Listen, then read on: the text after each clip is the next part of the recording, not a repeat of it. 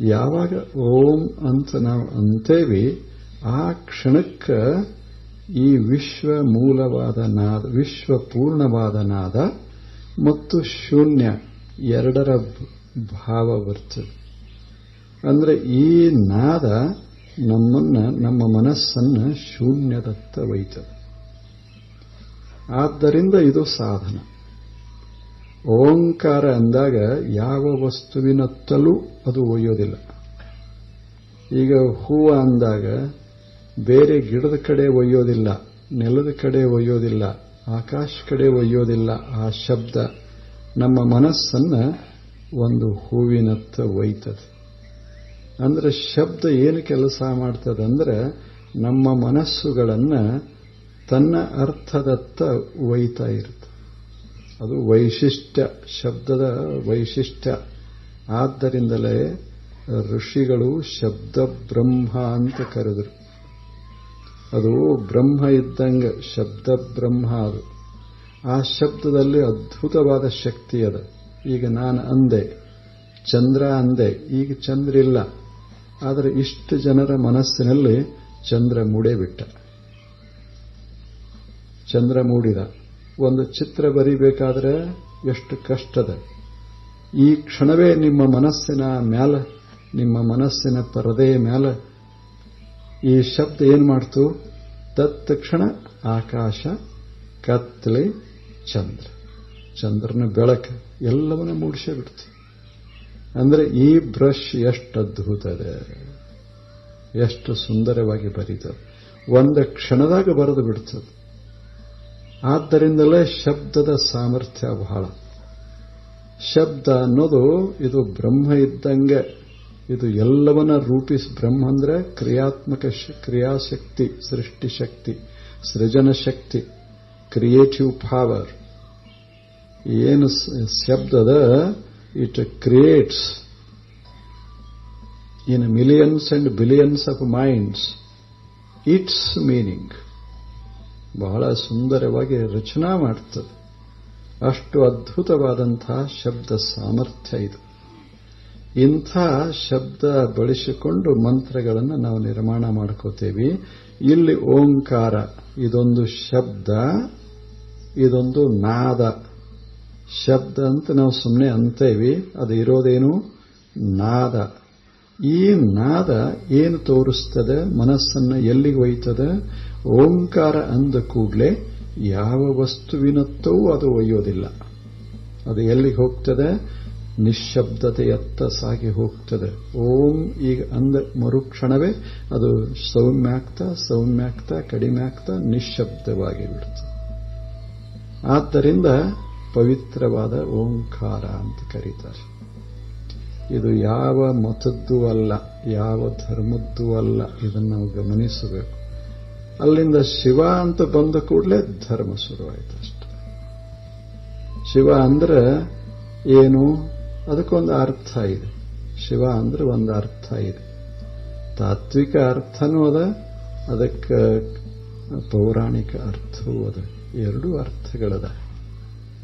ಅಂದ್ರೆ ಅದನ್ನು ನುಡಿದಾಗ ನಮಗೆ ಏನು ಬರಬೇಕನ್ನೋದು ನಾವು ನಿರ್ಧಾರ ಮಾಡ್ಕೋಬೇಕು. ಶಿವ ಇಷ್ಟ ಅಂದ ಕ್ಷಣವೇ ನಮ್ಮ ಕಲ್ಪನೆಯಲ್ಲಿ ಏನು ಮೂಡಬೇಕು ಅನ್ನೋದನ್ನ ನಾವು ನಿರ್ಧರಿಸಬೇಕು. ಆ ಶಬ್ದ ಎರಡು ಅರ್ಥಗಳನ್ನು ಬರಿತಾ ಹೋಗ್ತದೆ. ಯಾವ ಅರ್ಥ ನಮಗೆ ಬೇಕೋ ಅದನ್ನು ನಾವು ತಗೊಳ್ಳೋದು, ಯಾವ ಅರ್ಥ ನಮಗೆ ಬೇಡ ಅದನ್ನು ಬಿಟ್ಟು ಬಿಡೋದು. ಶಿವ ಇಷ್ಟ ಅಂದ ಕೂಡಲೇ ಶಿವಶಾಂತಃ ಅಷ್ಟೇ. ಶಿವಶಾಂತಃ, ಶಾಂತಿ ಅನ್ನೋದೇ ಶಿವ, ಪ್ರಶಾಂತಿ ಅನ್ನೋದೇ ಶಿವ. ಆ ಅರ್ಥ ಇಟ್ಟುಕೊಂಡ್ರೆ ಶಿವ ಅಂದ ಕೂಡಲೇ ಶಾಂತ. ಏನು ಶಾಂತ? ಶಬ್ದ, ಸ್ಪರ್ಶ, ರೂಪ, ರಸ, ಗಂಧ ಇವು 5 ಸಂವೇದನೆಗಳು ಶಾಂತವಾಗಬೇಕು. 5 ಸಂವೇದನೆಗಳು ಇವೆಲ್ಲ ಶಾಂತವಾಗಬೇಕು. ಅದೊಂದು ವಿಶ್ವ ಶಾಂತಿ. ಅದು ವಿಶ್ವವನ್ನು ಹರವಿಕೊಂಡಿರುವಂಥ ಪ್ರಶಾಂತಿ. ಅದಕ್ಕೆ ನಾವು ಕರೆಯೋದೇನು? ಶಿವ ಅಂತ. ಅದು ಮೂಲ ತತ್ವ. ಆ ಶಾಂತಿಯಿಂದ ಇಷ್ಟೆಲ್ಲ ಜಗತ್ತು ಹೀಗೆ ರೂಪುಗೊಂಡು ಹೀಗೆ ಬರ್ತದೆ. ಅದಕ್ಕೆ ಮಹಾಲಿಂಗ ಅಂತೂ ಕರಿತೇವಿ, ಶಿವ ಅಂತ ಕರಿತೇವಿ. ಅದು ಮೂಲ ತತ್ವ, ಜಗತ್ತಿನ ಆಧಾರ, ಜಗತ್ತಿನ ಮೂಲ ಅದು ಶಿವ ಅಷ್ಟೇ, ತಾತ್ವಿಕ ಶಿವ. ಇದು ಎರಡು ಶಬ್ದ ನೋಡಿದೇವಿ. ಒಂದು ಓಂಕಾರ, ಎರಡನೇದ್ದು ಶಿವ. ಇನ್ನು ಮೂರನೇದ್ದು ನಮಃ. ನಮಃ ಅಂದ್ರೆ ಯಾವ ಮಾಡವದ ನಮಸ್ಕಾರ ಅವ. ಈಗ ನಾನು ಅಂತೇನೆ, ನಾನು ಶಿವ, ಆ ಶಿವಾಯ ನಮಃ ಅಂತೇನೆ. ನಾನು ಶಿವನಿಗೆ ವಂದಿಸುತ್ತೇನೆ ಅಂದ್ರೆ ನಾನು ಗೌರವಿಸುತ್ತೇನೆ, ಅವನನ್ನು ನೆನೆಸಿಕೊಳ್ಳುತ್ತೇನೆ ಅಂತ ಅದರ ಅರ್ಥ. ಅದರ ನಾನು ಅಂತದೇ ಅಲ್ಲ, ಇದು ಯಾವುದು ಇದನ್ನು ನಾವು ಸ್ವಲ್ಪ ನೋಡೋದು. ನಾನು ಅನ್ನೋದು ಯಾವುದು, ಅದು ನಮ್ಮ ಭಾವಕ್ಕೆ ಬರೋದು. ಯಾವಾಗ ನಮಃ ಅಂತೇನೆ ಆ ಕ್ಷಣ ನಾನು. ಈ ನಾನು ಅಂದ್ರೆ ಯಾವುದು ಅದನ್ನು ನಾವು ಗಮನಿಸೋದು. ಅದು ನಾನೇ, ನೀವಲ್ಲ, ಯಾರ್ಯಾರು ಅಲ್ಲ. ನಾನು ಅಂದ್ರೆ ನಾನು, ಆ ಬಳಿಕ ಅರ್ಥ ಏನೇ ಇರಲಿ. ನಾನು ಅಂದ್ರೆ ನಾನು, ಶಿವ ಅಂದ್ರೆ ಶಿವ, ಓಂ ಅಂದ್ರೆ ಓಂ, ಅಷ್ಟೇ ಮೂರಿವು. ಆದರೆ ಇವು ಎರಡದರ ಹಿಂದೆ ಓಂಕಾರ, ಓಂಕಾರದ ಮೇಲೆ ಶಿವ, ನಂತರ ನಾನು. ಇವು ಮೂರು ಹೊಂದಿಕೊಂಡು ಹೋಗ್ತಾ ಇರ್ತವೆ. ನನಗೆ ಆಧಾರ ಓಂಕಾರ, ಶಿವನಿಗೆ ಆಧಾರ ಓಂಕಾರ, ಓಂಕಾರದ ಆಧಾರ ನನಗದ, ಶಿವನಿಗದ, ನನ್ನ ದೇಹಕ್ಕೂ ಅದ, ವಿಶ್ವಕ್ಕೂ ಅದ. ಆದ್ದರಿಂದ ನಾನು ಓಂಕಾರದ ಒಂದು ರೂಪ, ಓಂಕಾರದಿಂದ ನಾನು ಹೊರಗೆ ಇಲ್ಲ. ಅಂದ್ರೆ ನಾನು ಶಿವನಿಗೆ ವಂದಿಸುತ್ತೇನೆ. ಓಂ ಅಂದ್ರೆ ನಾನು ಶಿವ ಬೇರೆ ಬೇರೆ ಅಲ್ಲ, ನಾನು ಶಿವನಿಗೆ ನನ್ನನ್ನು ಅರ್ಪಿಸಿಕೊಳ್ಳುತ್ತೇನೆ. ನಾನು ಶಿವನಿಗೆ ಅರ್ಪಿಸಿಕೊಳ್ಳುತ್ತೇನೆ. ಇದರರ್ಥ ನಾನು ಅನ್ನೋದನ್ನ ಬಿಟ್ಟು ಬಿಡುತ್ತೇನೆ ಅಂತ. ನಾನು ಹೋಗಿ ಶಿವ ಆದ ಬಳಿಕ ಏನಾಗ್ತದೆ, ಕೊನೆಗೆ ಪ್ರಶಾಂತ ಆಗ್ತದೆ. ಅದೇ ಓಂಕಾರ. ನಮಃ ಶಿವಾಯ ಓಂ. ಇದಕ್ಕೆ ಸಾಧನ ಅಂತ ಕರೀತೇವೆ. ಯಾವಾಗ ನಮಃ ಶಿವಾಯ ಓಂ ಅಂತೇವಿ, ಮೊದಲು ನಮಃ ಅನ್ನೋದು, ಆ ಬಳಿಕ ವಿಶ್ವದ ಭಾವ ಬರೋದು, ಆ ಬಳಿಕ ಅನಂತತೆಯ ಕಲ್ಪನಾ ಬರೋದು. ನಾನು ಎರಡನೇದ್ದು ಪರಶಿವ, ದೇವರು, ವಿಶ್ವ, ಪರಮ ಆತ್ಮ ವಸ್ತು. ನಾನು ಆತ್ಮ, ಪರಮ ಆತ್ಮ. ನಾನು ಪರಮಾತ್ಮನಿಗೆ ನನ್ನನ್ನು ಅರ್ಪಿಸಿಕೊಳ್ಳುತ್ತೇನೆ ಅಂದ್ರೆ ನಾನು ಅನ್ನೋದನ್ನ ಬಿಟ್ಟು ಬಿಡುತ್ತೇನೆ. ಇಷ್ಟು ಅಂದ ಕ್ಷಣವೇ ಏನಾಗ್ತದೆ, ನಾನು ಶಾಂತವಾಗ್ತದೆ, ಪರಮ ಆತ್ಮ ಶಾಂತವಾಗ್ತದೆ, ಉಳಿಯೋದೆಲ್ಲ ನಿಶೂನ್ಯತ. ಇದು ಷಟ್ಸ್ಥಲ ಶೂನ್ಯ. ಇಲ್ಲಿಂದ ನಾನು ಅನ್ನೋದರಿಂದ ಹಿಡಿದು ಶೂನ್ಯದತ್ತ ನಮ್ಮನ್ನ ಕರೆದೊಯ್ಯುವ ಸುಂದರ ಮಂತ್ರ ಇದು. ನಾನು ಅನ್ನೋದನ್ನ ಶಿವನಲ್ಲಿ ಬೆರೆಸ್ತದೆ, ಶಿವನನ್ನ ನಿಶೂನ್ಯತೆಯಲ್ಲಿ ಬೆರೆಸ್ತದೆ, ಅಲ್ಲಿ ಶೂನ್ಯವೇ ಉಳಿತದೆ. ಈ ಮಂತ್ರ ನಮ್ಮನ್ನ ಏನು ಮಾಡ್ತದಂದ್ರೆ, ಈ ಸ್ಥೂಲ ನಾನು ಅನ್ನೋದರಿಂದ ಹಿಡಿದು ಶೂನ್ಯದತ್ತ ನಮ್ಮನ್ನ ಕರೆದುಕೊಂಡು ಹೋಗಿ ಅಲ್ಲಿ ಲಯಗೊಳಿಸಿ ಬಿಡುತ್ತದೆ, ನಮ್ಮನ್ನ ಪ್ರಶಾಂತಗೊಳಿಸ್ತದೆ. ಆದ್ದರಿಂದ ಇದು ಮಂತ್ರ ಸಾಧನ ಬಹಳ ಅದ್ಭುತವಾದದ್ದು. ಇದರಲ್ಲಿ 6 ಅಕ್ಷರಗಳದ. ಇನ್ನು ಇದನ್ನು ಮಾಡೋದು ಹೇಗೆ ಅಂದ್ರೆ ಕ್ರಮಕ್ರಮವಾಗಿ ಮಾಡಬೇಕು ಅಂತ. ಏನು ಕ್ರಮ? ನ ಮ ಶಿ ವಾ ಯ 5 ಅದ, ಕೊನೆಗೆ 6. ಇವು 6 ಅದ. ಈಗ ನ ಇದೊಂದು ಹಂತ, ಮ ಅನ್ನೋದೊಂದು 2ನೆಯ ಹಂತ.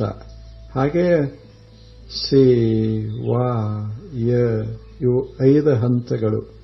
5 ಹಂತ ಮುಗಿದ ಕೂಡಲೇ ಓಂಕಾರ.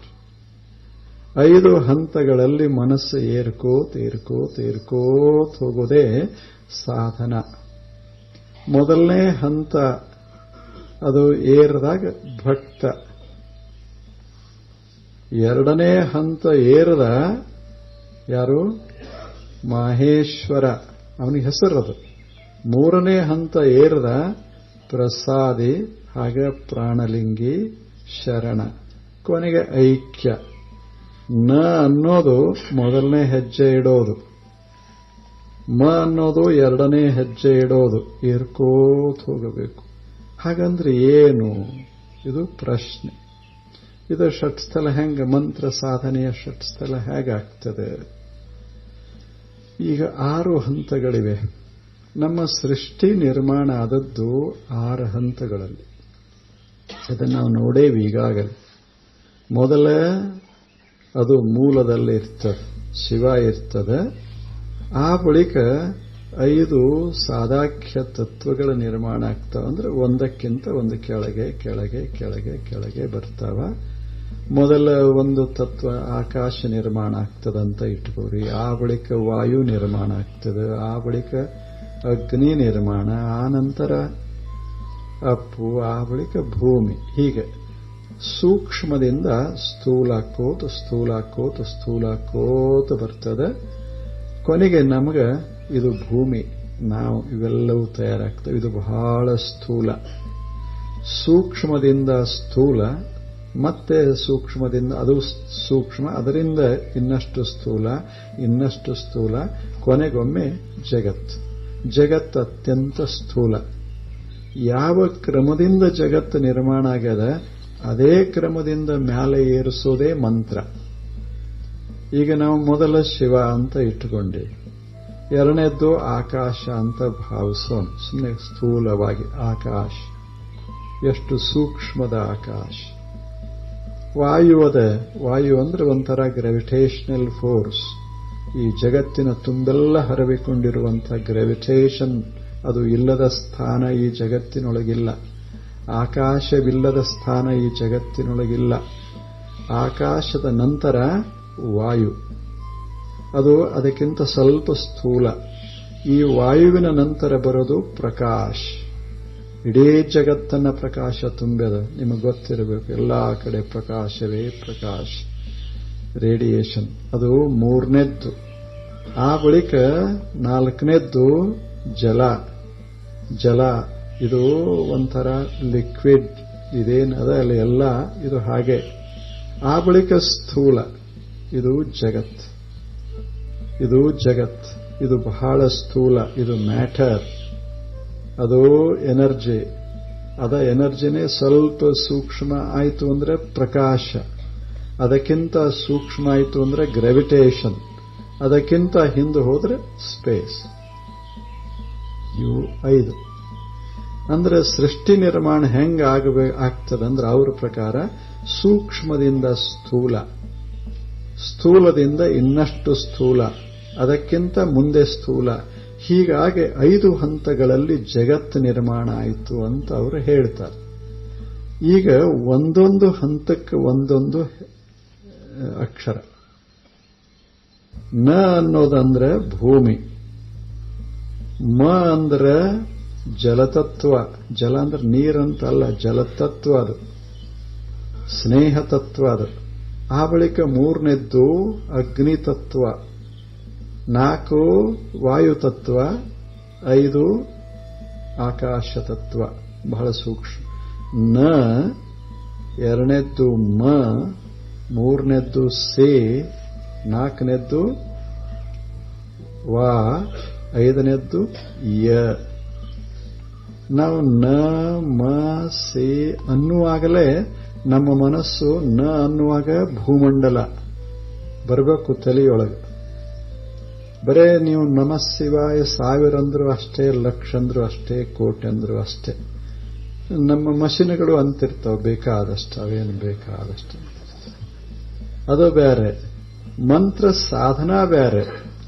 ಈಗ ನಾವು ಕೆಲವು ನೇಮ್ ಹಾಕೊಂಡಿರದಲ್ಲ, 1000 ಮಾಡೋದದ, ಇಂದ ಅವಸರದ ಬರ ಬರ ಬರ ಬರ ಬರ 1000 ಮಾಡು. ನಮಗೆ ಸಂಖ್ಯಾ ಮಹತ್ವದ್ದೇ ವಿನಃ ನಮಗೆ ಮಂತ್ರ ಧ್ಯಾನ ಮಹತ್ವದ್ದಲ್ಲ. ಅದು ಷಟ್ಸ್ಥಲ ಸಾಧನ ಅಲ್ಲ, ಅದು ಸುಮ್ಮನೆ ಒಂದು ಕ್ರಿಯಾ ಅಷ್ಟೆ.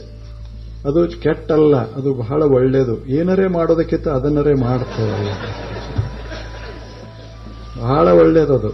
ಮನಸ್ಸಿನಾಗ ಅದು ಇತ್ತಂದ್ರೆ ಬೈಗಳೂ ಕಡಿಮೆ ಆಕ್ಕಾವ, ಮನಸ್ಸು ಸ್ವಚ್ಛ ಇರ್ತದ. ಪ್ರಯೋಜನ ಇಲ್ಲಂತಲ್ಲ, ಪ್ರಯೋಜನ ಸಾಕಷ್ಟದ, ವ್ಯಾವಹಾರಿಕ ಪ್ರಯೋಜನದ. ಆದರೆ ಪಾರಮಾರ್ಥಿಕ ಪ್ರಯೋಜನ ಆಗಬೇಕಾಗಿತ್ತು ಅಂದ್ರೆ ನಾವು ಸ್ವಲ್ಪ ಅರ್ಥ ನ ಅಂದ ಕೂಡಲೇ ಸಮಸ್ತ ಜಡ ವಿಶ್ವ, matter, material world, physical world ಹಿಂಗೆಲ್ಲ ಕಣ್ಣು ಮುಂದೆ ಹಿಂಗ ಸುಳಿಯೋದು. ಮನಿಯಲ್ಲ, ದೇಹ ಅಲ್ಲ, ವಸ್ತು ಒಡವೆಗಳಲ್ಲ. ನ ಇದೇನನ್ನ ತೋರಿಸ್ತದೆ? ಇಡೀ ಜಗತ್ತನ್ನ. ಆ ಬಳಿಕ ಮ ನಮಃ ಇಷ್ಟ ಅಂದೇವಿ ಅಂದರೆ ಅದು ಎರಡನೇದ್ದು. ಅದು ಅಪ್ಪು ಜಲತತ್ವ. ಜಲತತ್ವ ಏನು ಚಲನ ಆಗ್ತಾ ಇರ್ತದಲ್ಲ, ಅದೆಲ್ಲ ಜಲತತ್ವ. ಆ ಜಲತತ್ವವನ್ನು ತೋರಿಸ್ತಾ ಇರ್ತದೆ. ಆ ಬಳಿಕ ಮೂರನೇದ್ದು ಸಿ ಅಂದ ಕ್ಷಣವೇ ವಿಶ್ವದೊಳಗೆ ಹರವಿದಂಥ ಇದೆಲ್ಲ ಬೆಳಕು, ಅದ್ಭುತವಾದ ಬೆಳಕು, ಅದು ಭಾವಕ್ಕೆ ಬರಬೇಕು. ಈಗ ನಾವು ಮ್ಯಾಲೆ ಏರ್ತಾ ಇದ್ದೇವೆ. ಮೊದಲು ಮಣ್ಣಿನಿಂದ ನೀರಿಗೆ ಬಂದೇವಿ, ನೀರಿನಿಂದ ಅಗ್ನಿಗೆ ಬಂದೇವಿ, ಇನ್ನು ಅಗ್ನಿಯಿಂದ ವಾಯುವಿಗೆ. ವಿಶಾಲವಾದಂಥ ಗ್ರಾವಿಟೇಷನ್ ಅದೆಲ್ಲ, ಇವೆಲ್ಲ ನಕ್ಷತ್ರಗಳು, ಅವು ಇವು ಎಲ್ಲವೂ ತೇಲ್ತಾ ಇರೋದು. ಅದ್ಭುತವಾದಂಥ ಜಗತ್ತ ಇದು. ಎಲ್ಲದರ ಮಧ್ಯದಲ್ಲಿ ಒಂದು ಶಕ್ತಿಯನ್ನು ಹರವಿಕೊಂಡಿದೆ. ಅದು ವಾ ಅಕ್ಷರ ನುಡಿದ ಕ್ಷಣವೇ ಮನಸ್ಸು ಹಾಂಗ ಆಗೋದು. ಮನಸ್ಸು ಇಲ್ಲಿಂದ ಏರ್ಕೋತ್ ಹೋಯ್ತೀಗ, ಅಲ್ಲಿಗೆ ಬಂತು. ಕೊನೆಗೆ ಯ ಅಂದಾಗ ಆಕಾಶ್, ಬರಿದಾದ ಆಕಾಶ್, ಸ್ಪೇಸ್, ಸಿಂಪ್ಲಿ ಸ್ಪೇಸ್. ಅದೇನಿಲ್ಲ ಅಲ್ಲಿ, empty space, infinite, endless, boundless space. ಅಂಥದೊಂದು ಆಯಿತು. ಮನಸ್ಸೆಷ್ಟು ವಿಶಾಲ ಆಯ್ತು. ಈಗ ನಾವು 5ನೇ ಸ್ಥಳಕ್ಕೆ ಬಂದೇವಿ. ಶರಣ ಸ್ಥಳಕ್ಕೆ ಬಂದಾಗ ಅಷ್ಟು ವಿಶಾಲ. ಆ ಬಳಿಕ ಕೊನೆಗೆ ಯಾವುದು? ಓಂಕಾರ, ಶೂನ್, ನಿಶ್ಶಬ್ದ, ಓಂಕಾರ. ಅಲ್ಲಿಂದ ಮನಸ್ಸಿಲ್ಲ, ಏರಿದ ಮನಸ್ಸು ಶಾಂತ ಆಗ್ತದೆ. ಇನ್ನೆಲ್ಲೇ ಇರೋದು, ಎಲ್ಲ ಮುಗಿತಲ್ಲಿಗೆ. ಹೀಗೆ ನ ಮ ಶಿವಾಯ ಓಂ ಇಷ್ಟ ಅನ್ನೋದ್ರಾಗ ನಮ್ಮದು 6 ಸ್ಥಳ ಆಗಬೇಕು. 6 ಸ್ಥಳ ಬರೇ ಒಂದು ಮಂತ್ರ ಅನ್ನೋದ್ರಾಗ ನಮ್ಮ ಮನಸ್ಸು 6 ಸ್ಥಳಗಳನ್ನ ಏರೋದು, ಅಲ್ಲಿಗೆ ಶಾಂತ ಆಗೋದು. ಅದು ಬಹಳ ತಾಕಿರೋದಿಲ್ಲ. ಮತ್ತ ನ ಮ ಶಿವಾಯ ಓಂ ಇದು ಏರ್ಕೋತ್ ಹೋಗು. ಇದಕ್ಕೆ ಮಂತ್ರ ಸಾಧನ ಅಂತ ಕರೀತೇವೆ. ಇದು ನಮ ಶಿವಾಯ ಓಂ ಅಂತನ್ನುವ ಷಟ್ ವರ್ಣಗಳ ಷಡಕ್ಷರ ಮಂತ್ರ. ಇದೇನು ಮಾಡ್ತದಂದ್ರೆ ನಮ್ಮನ್ನ 6 ಸ್ಥಳ ಏರಿಸ್ತದೆ. ಕೊನೆಗೆ ಓಂಕಾರ ನುಡಿದಾಗ ಮನಸ್ಸು ಸ್ತಬ್ಧವಾಗ್ತದೆ, ಮನಸ್ಸು ಮೌನವಾಗ್ತದೆ. We enter into deep deep profound silence. ಅದೊಂದು ಅದ್ಭುತವಾದ ಪ್ರಶಾಂತಿಯನ್ನು ನಾವು ಅನುಭವಿಸ್ತೇವೆ. ಅಲ್ಲಿ ಏನು ಅನುಭವಿಸ್ತೇವಲ್ಲ ಅದೇ ಮಂತ್ರಾನುಭೂತಿ. ಅದು ಷಡಕ್ಷರದ ಕೊಟ್ಟ ಕೊನೆಗೆ ಐಕ್ಯ ಸ್ಥಳದಲ್ಲಿ ನಾವೇನು ಅನುಭವಿಸಬಲ್ಲಿವಿ ಅದನ್ನು ನಾವು ಅನುಭವಿಸೋದು. ನಮಃ ಶಿವಾಯ ಓಂ. ಎಷ್ಟು ಕೊನೆಗೆ ಏನಾಗ್ತದೆ? ಶೂನ್ಯ ಆಗಿರ್ತದೆ. ಅಂದ್ರೆ ಮನಸ್ಸಿನಾಗ ಏನೂ ಇರೋದಿಲ್ಲ. ಏನಿರೋದಿಲ್ಲ? ನಾನೂ ಇಲ್ಲ, ನೀವು ಇಲ್ಲ, ನನ್ನದೂ ಇಲ್ಲ, ಯಾವುದೂ ಇರೋದಿಲ್ಲ. ಪ್ರಶಾಂತ ಒಂದು ಅವಸ್ಥೆಯನ್ನು ನಾವು ಅನುಭವಿಸ್ತೇವೆ. ಅದು ಅನುಭವಕ್ಕೆ ಬರುವ ಶೂನ್ಯ, ಅದು ಓಂಕಾರ. ಹೀಗೆ ಮಂತ್ರವನ್ನು ಬಳಸಿಕೊಂಡು ಷಟ್ಸ್ಥಳವನ್ನು ಸಾಧನೆ ಮಾಡೋ ವಿಧಾನ ಇದು. ಇದೊಂದು ಸುಂದರವಾದ, ಸರಳವಾದ ಮತ್ತು ಯಾವ ಪರಿಕಲ್ಪನೆಗಿದು ಪರಿಕರಗಳೂ ಬೇಕಿಲ್ಲ ಅಂಥ ವಿಧಾನ ಇದು. ಇದಕ್ಕಾಗಿ ಏನೂ ಮಾಡಬೇಕಾಗಿಲ್ಲ, ಯಾವ ವಸ್ತುಗಳೂ ಬೇಕಿಲ್ಲ. ಸುಮ್ಮನೆ ಒಂದು ಕಡೆ ಕೂಡೋದದೆ, ಮನಸ್ಸನ್ನು ಎತ್ತರಿಸ್ತಾ ಹೋಗೋದದೆ. ಯಾರಾದರೂ ಮಾಡಬಹುದು, ಎಲ್ಲಾದರೂ ಮಾಡಬಹುದು, ಎಲ್ಲಿ ಬೇಕಾದಲ್ಲಿ, ಇಲ್ಲೇ ಅಂತಲ್ಲ. ಆದರೆ ವಾತಾವರಣ ಪ್ರಶಾಂತವಾಗಿರಬೇಕು. ಕಣ್ಣೆದರಿಗೆ ಈ ಪಂಚಭೂತಗಳು ಅಥವಾ ಪಂಚತತ್ವಗಳು ಸುಳಿತಾ ಇರಬೇಕು. ಕೊನೆಗೆ ಮಹಾ ಮೌನವಾಗಬೇಕು. ಇಷ್ಟೆಲ್ಲ ಮೌನವಾಗಿ ಇದನ್ನು ಅನುಭವಿಸಿ ಕೆಳಗೆ ಬಂದ ಬಳಿಕ ಮನಸ್ಸು ಸಮಾಧಾನ ಇರ್ತದೆ. ಯಾಕೆ? ನಾನು ಏನೂ ಅಲ್ಲ. ಇದು ಅನುಭವ. ನಮಃ ಶಿವಾಯ ಓಂ ಆದ ಬಳಿಕ ನಾನು ಅರ್ಪಣಾ ಮಾಡಿಕೊಂಡ ಬಳಿಕ ಇನ್ನೇನದ ಜಗತ್ತಿನೊಳಗೆ? ಎಲ್ಲವೂ ಶೂನ್ಯ, ಎಲ್ಲವೂ ಪರಮ ಆತ್ಮತತ್ವ, ಎಲ್ಲವೂ ಪ್ರಶಾಂತ, ಎಲ್ಲವೂ ಪರಮ ವಸ್ತು, ಪರವಸ್ತು ಅಥವಾ ಸತ್ಯ. ಇದು ಷಟ್ಸ್ಥಲದ ಕೊನೆ. ಇದು ಅಂದ್ರೆ ಒಂದು ಮಂತ್ರ ನಮ್ಮನ್ನ ಷಟ್ಸ್ಥಲ ಏರುವಂಗ ಮಾಡ್ತದೆ. ಅದನ್ನು ಮಾಡೋ ರೀತಿ ಒಂದು ನಮಗೆ ಗೊತ್ತಿರಬೇಕಷ್ಟೆ. ಇದು 4ನೆಯ ಸಾಧನೆ. ಎದರದು? ಷಟ್ ಸ್ಥಳದ 4ನೆಯ ಸಾಧನೆ. ಎಷ್ಟು ಚೆನ್ನಾಗಿದೆ, ಬಹಳ ಸುಲಭವಾಗಿದೆ. ಯಾವ ವಸ್ತುಗಳು ಇಲ್ಲಿಲ್ಲ, ಬರೀ ಮಂತ್ರ, ನಾದ. ಅದೇ ಬಹಳ ಸುಲಭವಾದದ್ದು. ಅಷ್ಟೇ ಹಗರ, ಯಾವುದೇನಿಲ್ಲ ಇಲ್ಲಿ. ಹೀಗ ಕೂಡಬೇಕು, ಏನೇನೂ ಇಲ್ಲ. ಮತ್ತೆ ಇಂಥದವರೇ ಮಾಡಬೇಕು, ಇವರೇ ಮಾಡಬೇಕು ಅಂತ ಏನಿಲ್ಲ. ಇದು ಕಲಿಯೋದದೆ, ಇದನ್ನು ಮಾಡ್ಕೋತ ಹೋಗೋದು. ಈಗ ಸುಮ್ಮನೆ ಒಂದು ಕ್ಷಣ ನೀವು ಮನೆಗೆ ಹೋಗ್ರಿ, ಸುಮ್ಮನೆ ಒಂದ ಸಲ ನಮಸ್ಕಾರ, ಇದು ನಮಃ ಶಿವಾಯ ಓಂ, ಬಹಳ ಸಲ ಅಲ್ಲ. ನ ಅನ್ನೋದದ ಮನಸ್ಸನ್ನು ಹಾಂಗ ಒಂದು ಸ್ಥಳಕ್ಕೆ ಒಯ್ಯೋದದ. ಮ ಅಂದ 2ನೇ ಸ್ಥಳ, 3ನೇ ಸ್ಥಳ, 4ನೇ ಸ್ಥಳ, ಯಕಾರ 5ನೇ ಸ್ಥಳ. ವೈರಿ ಅಲ್ಲಿಗೆ ಮನಸ್ಸು ವಿಶಾಲನೆ ಆಗಿರ್ತದೆ. ಕೊನೆಗೆ ನಾವು ಅನ್ನದೇ ಇದ್ದರೂ ಸಹಿತ ಓಂಕಾರ ಆಗಿದೆ. ಅದು ನಿಶ್ಶಬ್ದದ ಪ್ರಶ್ನೆ ಕೇಳಿ. ನಿಶ್ಶಬ್ದ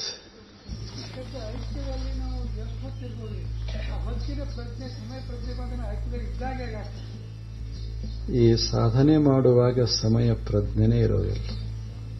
ಸಮಯದತ್ತ ನಮ್ಮ ಲಕ್ಷ್ಯ ಇರೋದಿಲ್ಲ. ನಮ್ಮ ಮನಸ್ಸನ್ನು ವಿಶ್ವ ತುಂಬಿಕೊಂಡಿರ್ತದೆ ಈ ಪಂಚ ಅಕ್ಷರಗಳ ಮಧ್ಯ. ಕೊನೆಗೆ ಮಹಾ ಮೌನವನ್ನು ಅನುಭವಿಸ್ತಾ ಇರ್ತದೆ. 5 ಅಕ್ಷರ ಕೂಡಿಯೇ ಒಂದು ಸಾಧನೆ ಮಾಡೋದು. ಸುಮ್ಮನೆ ಇವು ಒಂದೊಂದು ಏರೋದಂತಲ್ಲ. ವಿಶ್ವ, ಆ ಬಳಿಕ ವಿಶ್ವ, ಅಷ್ಟೇ, 2. ಈಗ ಹೇಳ್ರಿ, ಒಂದು ನಿಮಿಷ ಅವ್ರದ್ದು. ಈಗ ಎಷ್ಟೊತ್ತಿರ್ತದಂತ ಅವ್ರ ಪ್ರಶ್ನೆ ಅದ. ಅದು ಮುಖ್ಯ ಪ್ರಶ್ನೆ. ಎಷ್ಟೊತ್ತು ಇರ್ತದ? ಇರಬೇಕಂತ ಏನಲ್ಲ. ಎಷ್ಟೊತ್ತಿರೋದದ? 1 ಕ್ಷಣ, 2 ಕ್ಷಣ, 4 ಕ್ಷಣ. ಎಷ್ಟೊತ್ತಿರ್ತದ? ಕಾಲದ ಪ್ರಶ್ನೆ ಅಲ್ಲ. ನಮ್ಮ ಮನಸ್ಸಿನ ರಚನೆಯ ಮೇಲೆ ಅದು ಅವಲಂಬಿಸಿಕೊಂಡಿರ್ತದೆ. ನಮಗೊಂದಿಷ್ಟು ಆನಂದವಾಗಿತ್ತು, ಒಂದಿಷ್ಟು ಸುಲಭ ಅನಿಸ್ತಿತ್ತು ಅಂದ್ರೆ ಹೆಚ್ಚು ಹೊತ್ತ ಇರ್ತದೆ. ಮತ್ತೆ ಮನಸ್ಸು ಕೆಳಗೆ ಬರ್ತದೆ. ಯಾಕೆ? ಮನಸ್ಸಿಗೆ ಒಂದು ಕೆಲಸ ಕೊಟ್ಟದ ನಿಸರ್ಗ. ನೋಡು, ಯಾವಾಗಲೂ ನೀನು ಪ್ರಶಾಂತಿ ಇರಬಾರದು, ಸ್ವಲ್ಪ ಇರಬೇಕು ಯಾವಾಗಲೂ. ಜಗತ್ತು ನಡೆಯೋದೇ ಇಲ್ಲ, ಜೀವನ ನಡೆಯೋದೇ ಇಲ್ಲ. ಆದ್ದರಿಂದ ನೋಡಬೇಕು, ಕೇಳಬೇಕು, ಮುಟ್ಟಬೇಕು, ಮೋಷಿಸಬೇಕು, ವ್ಯವಹರಿಸಬೇಕು. ಮತ್ತು ನೀನು ಸುಮ್ಮನೆ ಇರಬೇಡ ಅಂತ ತಿಳ್ಕೊಂಡೇ ನಿಸರ್ಗ ಅದಕ್ಕೆ ಎಷ್ಟು ಶಕ್ತಿ ಕೊಟ್ಟು ಕಳಿಸಿಕೊಟ್ಟದ.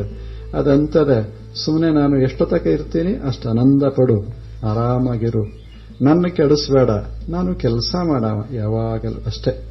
ಅದಕ್ಕೆ ಎಷ್ಟೊತ್ತತ್ತು ಕೇಳಬಾರದು. ಅದು ಇರ್ತದ ಎಷ್ಟೊತ್ತರೆ, ಆ ಬಳಿಕ ಬಿಟ್ಟು ಬಿಡೋದು. ಇಷ್ಟೊತ್ತ ಇರಬೇಕಂತ ನೇಮ ಹಾಕಿದರೆ ಅಲ್ಲಿಗೆ ಮುಗಿತು, ಸಾಧನ ಮುಗಿತಲ್ಲಿ. ಕಟ್ಟುನಿಟ್ಟಿನಲ್ಲಿ ಶಾಂತಿ ಸಾಧನೆ ಸಾಧ್ಯ ಆಗೋದಿಲ್ಲ.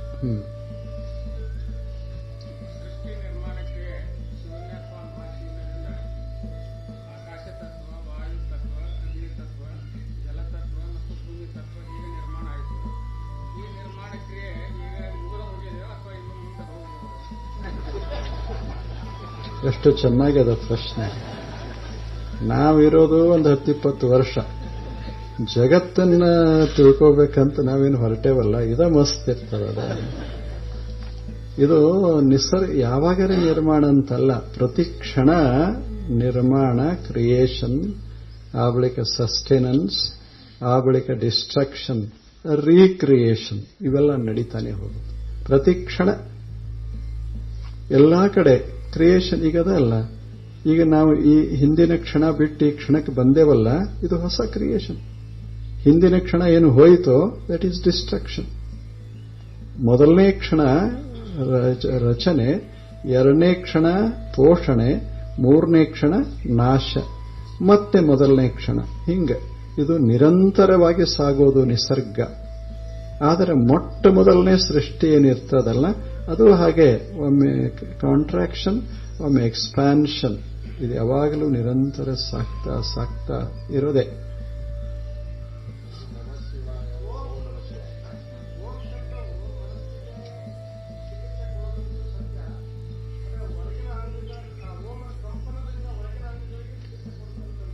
ಆಗಬಹುದು.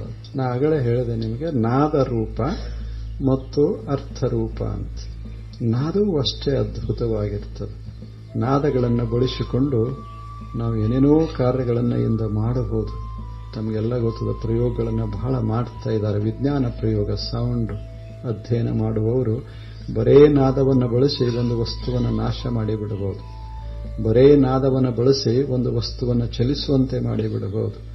ಆದ್ದರಿಂದ ಆ ನಾದವನ್ನು ನಾವು ಬಳಸ್ಕೋಬಹುದು ನಮ್ಮ ಮನಸ್ಸಿನಲ್ಲಿ. ಅದು ಪ್ರಶಾಂತ ನಾದ ಇರೋದರಿಂದ ನಮ್ಮ ದೇಹ ಸ್ವಸ್ಥವಾಗುತ್ತದೆ, ಮನಸ್ಸು ಸ್ವಸ್ಥವಾಗುವ ಸಾಧ್ಯತೆ ಹೆಚ್ಚು.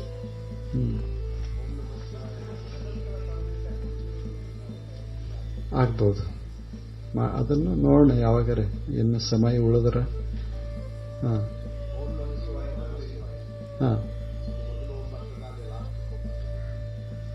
ಓಂ ನಮಃ ಶಿವಾಯ, ನಮಃ ಶಿವಾಯ ಓಂ.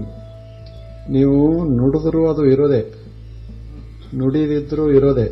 ಅದು ಹಿನ್ನೆಲೆ ಇರೋದರಿಂದ ಮಂತ್ರ ಯಾವಾಗಲೂ ಓಂಕಾರದಿಂದ ಪ್ರಾರಂಭವಾಗಿ ಓಂಕಾರದಲ್ಲಿ ಕೊನೆಗೊಳ್ಳಬೇಕು ಅಂತದೆ. ಆದ್ದರಿಂದ ಓಂ ನಮಃ ಶಿವಾಯ ಓಂ. ಓಂ ಕೊನೆಗೆ, ಓಂ ಮೊದಲ, ಮಧ್ಯದಲ್ಲಿ ಬೇರೆ ಅಕ್ಷರಗಳು. ಓಂ ನೀವು ಅನ್ನದೇ ಇದ್ದರೂ ಸಹಿತ, ನಮಃ ಶಿವಾಯ ಓಂ ಅನ್ನದೇ ಇದ್ದರೂ ಸಹಿತ, ಓಂ ಅಲ್ಲಿಲ್ಲ ಆದರೂ ಮೌನವಾಗಿ ನಿಶ್ಶಬ್ದವಾಗಿ ಅದೇ, ಅದು ಅವ್ಯಕ್ತವಾಗಿದೆ. ಕೊನೆಗೆ ವ್ಯಕ್ತ ಆಗ್ತದೆ. ಇಲ್ಲವೇ ಎರಡೂ ಕಡೆ ನಾವು ವ್ಯಕ್ತ ಮಾಡಬಹುದು. ನಿರಂತರವಾಗಿ ಅನ್ನೋದ್ರಿಂದ ಈಗ ಮರ ಮರ ಮರ ಅಂದಾಗ ರಾಮ ರಾಮ ಹೆಂಗಾಗ್ತದೆ, ನಮಃ ಶಿವಾಯ ಓಂ ನಮಃ ಶಿವಾಯ ನಮಃ ಶಿವಾಯ ನಿರಂತರ ಅನ್ನೋದ್ರಿಂದ ಮತ್ತೆ ಓಂ ನಮಃ ಶಿವಾಯನೇ ಆಗ್ತದೆ. ಓಂ ಯಾವಾಗಲೂ ಇದ್ದೇ ಇರ್ತದೆ.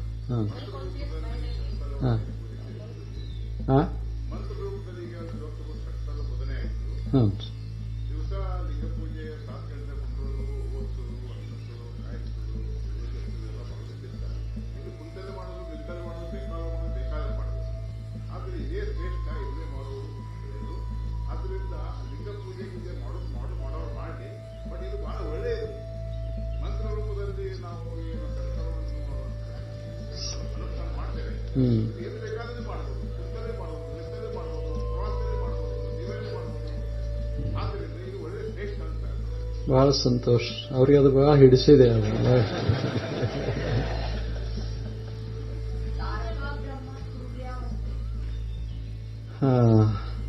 ತಾರಕ ಬ್ರಹ್ಮ ತುರ್ಯಾವಸ್ಥೆ, ಅವರೊಂದು ಹೊಸ ಶಬ್ದ ತಂದಿದ್ದಾರೆ ಇಲ್ಲೇ. ಇನ್ನು ಅವಸ್ಥೆಗಳ ಬಗ್ಗೆ ನೋಡಬೇಕು. ತಾರಕಗಳಂತದಾವ, ಸಾಂಖ್ಯತಾರ, ಮಧ್ಯತಾರ, ಮನಸ್ಕತಾರ ಅಂತ ತಾರ. ಅದೊಂದು ಯೋಗ. ಅದನ್ನು ಮತ್ತೆ ಯಾವಾಗರೆ ನೋಡೋಣ. ಅದೊಂದು ವಿಷಯ.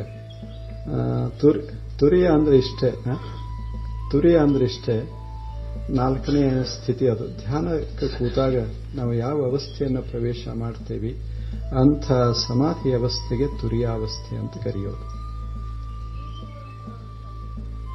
ಬೀಜ ಮಂತ್ರ ಅಂದ್ರೆ ಈಗ ಓಂ ನಮಃ ಶಿವಾಯದಲ್ಲಿ ಬೀಜ ಮಂತ್ರ ಓಂ. ಓಂ ಅಸ್ಯ ಶ್ರೀ ಪಂಚಾಕ್ಷರ ಮಹಾಮಂತ್ರಸ್ಯ ವಾಮದೇವ ಋಷಿ ಪಂಕ್ತಿ ಛಂದ ಸದಾಶಿವೋತಿ ದೇವತಾ ಓಂ ಬೀಜಂ ಉಮಾಶಕ್ತಿ ಶಿವ ಇತಿ ಕೀಲಕಂ. ಇವು ಈ ಮಂತ್ರದ ಬೀಜ. ಇದು ಓಂಕಾರ. ಏನು ಅದು ಬಹಳ ಯೋಗ್ಯ. ಬೆಳಿಗ್ಗೆ ಪ್ರಾತಃ ಸ್ಮರಣೆ ಇರಬೇಕು, ಪ್ರಾತಃ ಸಾಧನೆ ಇರಬೇಕು ಅಂತ ಅವರು.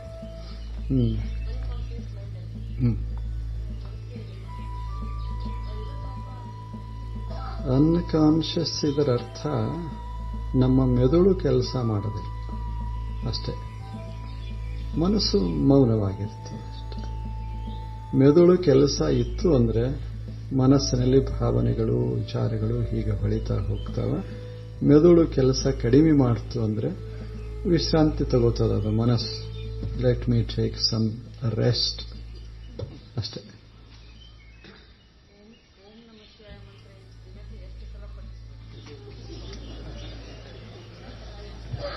ತಮಗೆ ಎಷ್ಟು ಸಲ ಅನಿಸ್ತದೆ ಅಷ್ಟು ಸಲ. ಇಷ್ಟ ಅಂತಲ್ಲ, ಒಂದೇ ಅಂದ್ರೂ ಸರಿ, 1000 ಅಂದ್ರೂ ಸರಿ. ಅನ್ನೋದೇನು ಕೆಟ್ಟಲ್ಲ. ಮನುಷ್ಯನಾಗ ಅದು ತುಂಬಿಕೊಂಡಿರಬೇಕಂತೆ ಇರೋದು. ಅಂದ್ರೆ ನಾನು ಅನ್ನೋದಿಲ್ಲ. ಎಷ್ಟು ಸಲ ಅಂತೇವಂತಲ್ಲ, ನಮ್ಮ ಮನಸ್ಸನ್ನೋದು ತುಂಬಿರಬೇಕು ಅಷ್ಟೇ.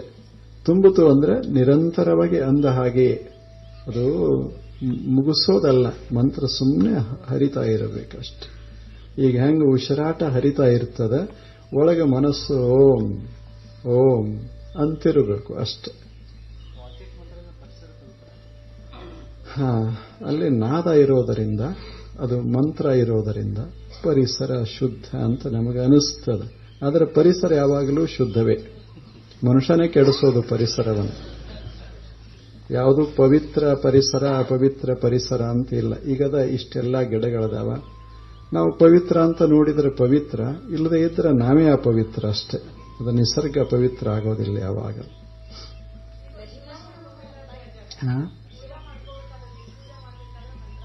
ಹೌದು.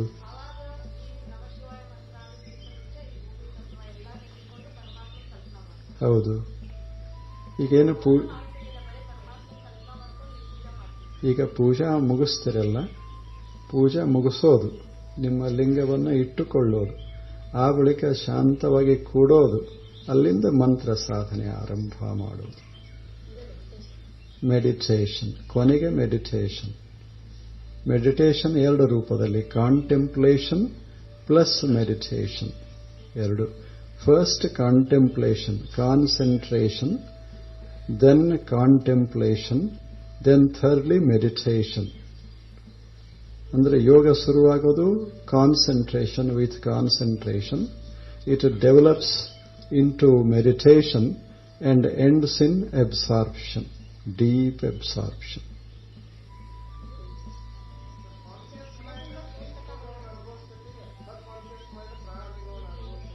ನಾನು ಕೇಳಿಲ್ರಿ, ಹೇಳ್ರಿ ಇನ್ನೊಂದು.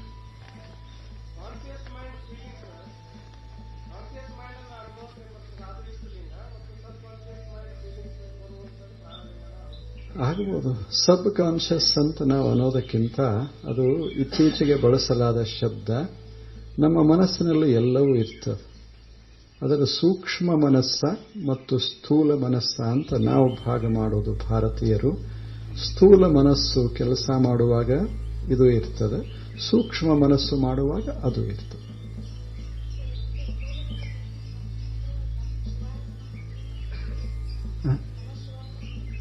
ಏನಿಲ್ಲ, ನೀವು ಯಾವುದಾದ್ರೂ ಅಂದ್ರೂ ಸಾಧನೆ ಹೆಂಗೆ ಮಾಡ್ತೀರಿ ಹಾಗೆ.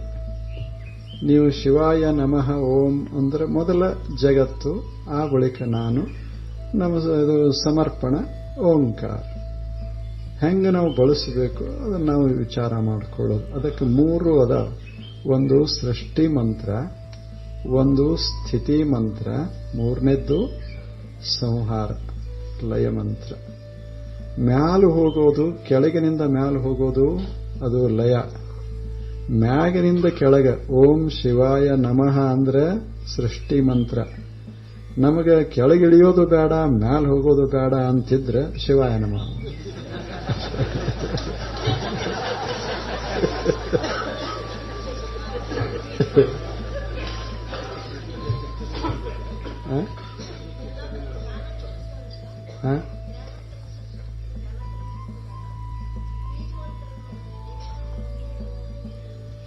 ಅವು ಬೇರೆ ಬೀಜ ಮಂತ್ರಗಳು.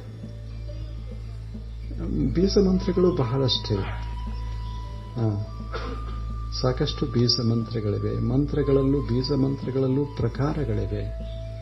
ಅವುಗಳನ್ನು ಆಯಾ ಮಂತ್ರ ಬಳಸುವಾಗ ನಮ್ಮ ಉದ್ದೇಶ ಏನದ ಅದರ ಪ್ರಕಾರ ಬೀಜ ಮಂತ್ರಗಳನ್ನು ನಾವು ಆಯ್ಕೆ ಮಾಡ್ತೇವೆ.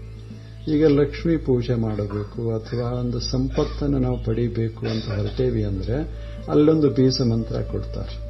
ಅದೊಂದು ಬೀಜ ಮಂತ್ರ ಬೇರೆ. ಅಧಿಕಾರ ಬೇಕಂದಾಗ ಇನ್ನೊಂದು ಬೀಜ ಮಂತ್ರ ಇದೆ.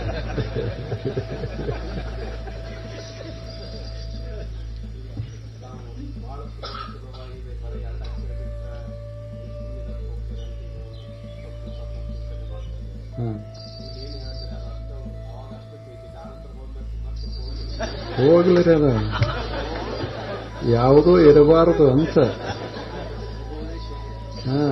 ಯಾವುದು ಮನಸ್ಸಿನಾಗ ಏನು ಇಡ್ತೇವೆ ಅದು ಖಾಯಂ ಉಳಿತಂದ್ರೆ ಕಷ್ಟ ಬಹಳ ಆಗ್ತದೆ. ನಾವು ಮನಸ್ಸನ್ನು ತುಂಬಿಕೊಳ್ಳೋದು ಖಾಲಿ ಮಾಡೋದು, ತುಂಬೋದು ಖಾಲಿ ಮಾಡೋದು, ಅದು ಬಹಳ ಮಹತ್ವದ. ಈಗ ನೀವು ಹೂ ಕೊಟ್ಟಿರಿ, ಇದನ್ನ ಹಂಗ ದಿವಸ ತುಂಬ ಇಟ್ಕೊಂಡು ಕೂತ್ರೆ ಏನು ಮಾಡೋದು? ಕೊಡೋದು, ವಾಸನ ನೋಡೋದು, ಅಲ್ಲೇ ಇಡೋದು, ಮತ್ತೆ ಖಾಲಿ ಇರಬೇಕು. ಹಾಗೆ ಮರೆಯೋದು ಬಹಳ ಚಲೋ. ಇದು ನಿಸರ್ಗ ನಮಗೆ ಕಲಿಸಿಕೊಟ್ಟದೆ. ಅದನ್ನು ಗಟ್ಟಿಯಾಗಿ ಇಟ್ಕೋಬೇಕಂತ ನಾವು ಪ್ರಯತ್ನನೇ ಮಾಡಬಾರದು. ಎಷ್ಟು ಉಳಿತದ, ಎಷ್ಟು ಹೋಗ್ತದೆ. ಅದರ ಮನಸ್ಸು ಹಗರೆಗಿರಬೇಕು. It must be light always, not disturbed, not perturbed.